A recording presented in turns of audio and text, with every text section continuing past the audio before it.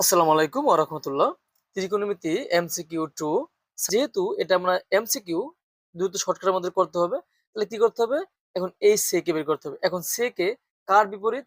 কজের। আমরা যদি কজের মানটা বের করতে পারি তাহলে সেকের মানটা সহজে বের করতে পারবো। তাহলে আমরা এখান থেকে লিখতে পারি মূলত এটা সূত্র মানে এপ্লাই করতে জানি না যে sin square a plus cos square a সমান কি লেখা যায়? 1 লেখা যায়।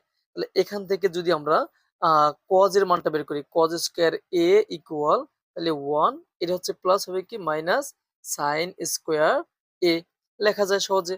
এখন তাহলে বা এই যে cos স্কয়ার a ইকুয়াল তাহলে 1 মাইনাস এই যে sin এই sin এর মানটা কত 5/13 এই যে 5/13 লিখে আমরা স্কয়ার লিখতে পারি। তাহলে এখান থেকে বা লিখতে পারি আমরা cos square a equal 1 minus এখন উপরে কত হয়?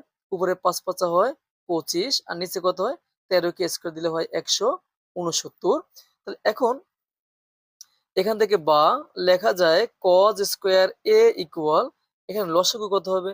লসাগু হচ্ছে ১৬৯ আর এখানে হচ্ছে ১৬৯ মাইনাস এখানে কত হবে?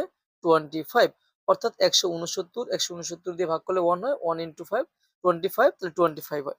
এখন এখান থেকে লিখতে পারি আমরা এই যে cos স্কয়ার a ইকুয়াল তাহলে উপরে বিয়োগ করলে কত হয়? ১৪৪ নিচে হচ্ছে ১৬৯। যেহেতু cos এর মানটা আমরা বের করে নেব তাহলে এখানে কিন্তু cos a ইকুয়াল লিখতে পারি রুট ওভার ১৪৪ বাই কত ১৬৯। এখান থেকে অ্যাকচুয়ালি আমাদের cos এর মানটা কিন্তু বের হয়ে গেল কত এই ১৪৪ কে যদি রুট দেই তাহলে কত মানটা আসবে? তাহলে আসবে হচ্ছে ১২ আর ১৬৯ কে রুট দিলে কত হয় ১৩। তাহলে ১২ বাই আমরা ১৩ পেয়ে গেছি। তাহলে এটা যদি cos এর মান হয় এটা যদি cos এর মান হয় তাহলে sec টা কি হবে বলো তো একটু? তাহলে sec কি cos এর উল্টোটা হবে না? তাহলে cos যদি ১২/১৩ হয় তাহলে sec এ কি হবে? ১৩/১২ হবে।